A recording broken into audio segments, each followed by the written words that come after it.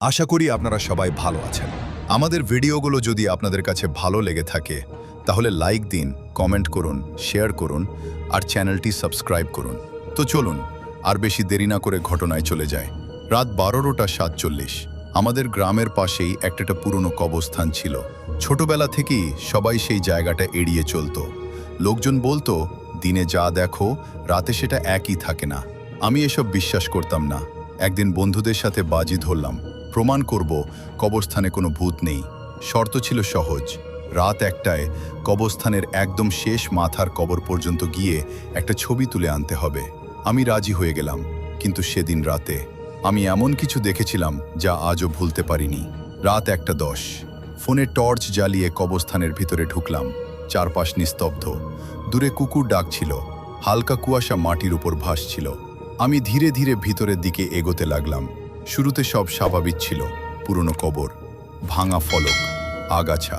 কিন্তু যত গভীরে যাচ্ছিলাম তত বেশি মনে হচ্ছিল কেউ আমাকে দেখছে।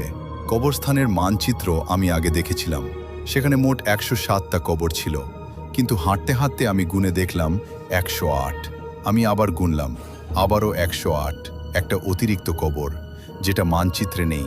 আমার বুক ধড়ফড় করতে লাগলো, কারণ সেই কবরটাই ছিল একদম শেষ মাথায়।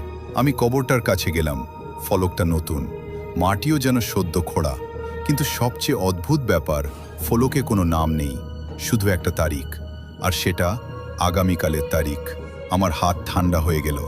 আমি দ্রুত একটা ছবি তুলে ফেললাম। ঠিক তখন পিছন থেকে কারো হাঁটার শব্দ। আমি ধীরে ধীরে পিছনে তাকালাম, কেউ নেই, কিন্তু ফোনের ক্যামেরা অন করতেই স্ক্রিনে একজনকে দেখা গেল, আমার পিছনে দাঁড়িয়ে, লম্বা, পাতলা, মুখ দেখা যাচ্ছে না। আমি দ্রুত ঘুরে তাকালাম, কেউ নেই। আবার ক্যামেরায় তাকালাম, সে এবার আরও কাছে। ভয়ে আমি দৌড়ে কবরস্থান থেকে বের হয়ে আসলাম। পরদিন গ্রামের সবচেয়ে বৃদ্ধ লোকটার কাছে গেলাম। সব শুনে তিনি চুপ হয়ে গেলেন। তারপর বললেন, তুমি শেষ কবরটা দেখেছ? আমি মাথা নাড়লাম। তিনি বললেন, ওটা কোনো মানুষের কবর না। যখন কারো সময় ঘনিয়ে আসে ওখানে একটা নতুন কবর দেখা দেয়। আমার বুক কেঁপে উঠল। কার? বৃদ্ধ লোকটা আমার চোখের দিকে তাকিয়ে বললেন, যার জন্য সেটা অপেক্ষা করছে।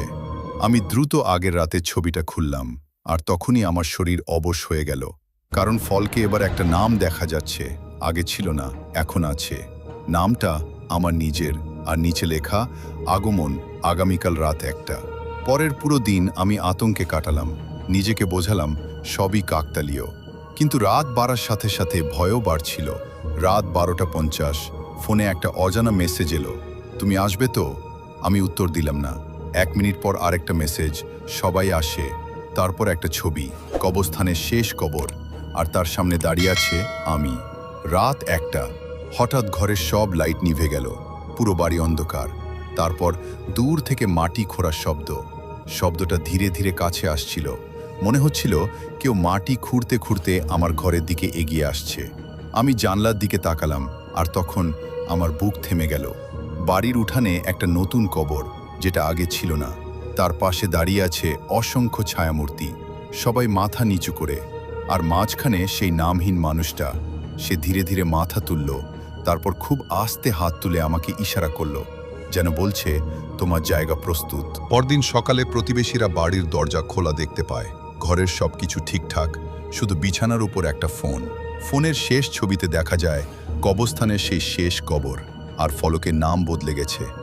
এবার সেখানে অন্য কারো নাম লেখা, যেন ওটা নতুন কারো জন্য অপেক্ষা করছে। আজও নাকি কিছু পুরনো কবরস্থানে এমন একটা কবর দেখা যায় যেটা কোনো মানচিত্রে নেই। আর যদি কখনো এমন কোনো কবর দেখো যেখানে নাম নেই, তাহলে খুব কাছ থেকে তাকিও না, কারণ হয়তো নামটা এখনো লেখা হয়নি।